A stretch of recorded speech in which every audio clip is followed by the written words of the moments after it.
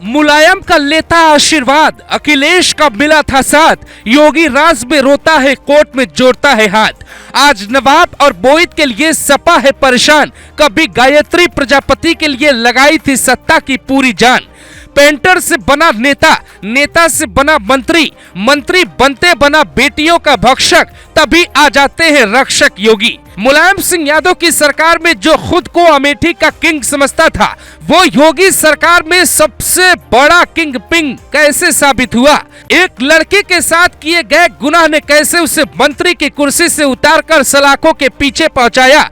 और 7 साल बाद जब उसकी जमानत याचिका पर सुनवाई हुई तो प्रयागराज हाईकोर्ट की लखनऊ बेंच में क्या हुआ, ये सुनकर आप भी कहेंगे सरकारी वकील ऐसे ही होने चाहिए।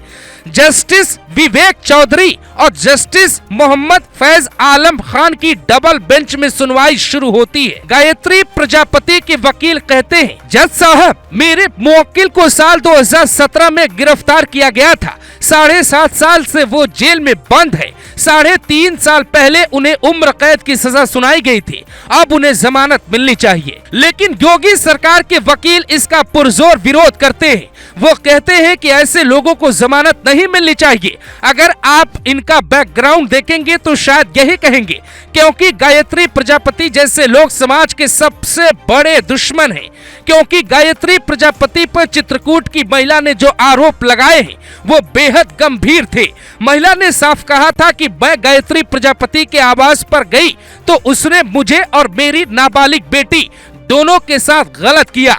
इस मामले में कुल 3 लोगों को उम्र कैद की सजा सुनाई गई है। पर हैरानी की बात यह है कि अपने नेताओं पर ऐसे आरोप लगने के बाद सपा उनका साथ देती है। आप तस्वीरों में साफ देख सकते हैं कैसे गायत्री प्रजापति मुलायम सिंह यादव की कदमों में बैठता था। अखिलेश यादव में खनन जैसे सबसे अहम मंत्रालय का जिम्मा संभालता है और उसके बाद करोड़ों की काली कमाई भी करता है। कागजों पे सरकार को ये बताता है कि मेरे पास सिर्फ 72 लाख की संपत्ति है, लेकिन जब ईडी की एंट्री होती है तो अधिकारी नोट गिनते गिनते थक जाते हैं। करीब 35 करोड़ से ज्यादा की अवैध संपत्ति का तो पता चलता है।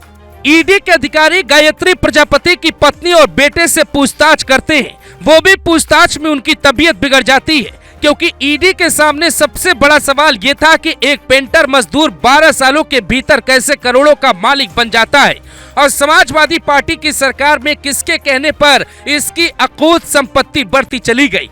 पहले विधायक, फिर मंत्री बनता है और उसके बाद अपनी कुर्सी का नाजायज फायदा उठाता है और ये उसे कोई रोक नहीं पाता। सुप्रीम कोर्ट के निर्देश पे फरवरी 2017 में गायत्री प्रजापति के खिलाफ मुकदमा दर्ज होता है और मार्च 2017 में योगी आदित्यनाथ उत्तर प्रदेश के मुख्यमंत्री बन जाते हैं। एक एक कर माफियाओं और महिलाओं के खिलाफ गलत करने वालों पे शिकंजा कस जाता है। हाई प्रोफाइल मामला होने के बावजूद सरकारी वकील इस केस में इतनी संजीदगी से पैरवी करते हैं कि एक पूर्व कैबिनेट मंत्री को अदालत उम्र कैद की सजा सुनाती है, जिसके बाद साल 2020 में एक बार गायत्री प्रजापति को जमानत मिलती है। लेकिन वो जैसे ही बाहर आता है यूपी पुलिस उसे दूसरे मामले में गिरफ्तार कर लेती है और अब वो जेल से बाहर आने के लिए बार बार छटपटा रहा है।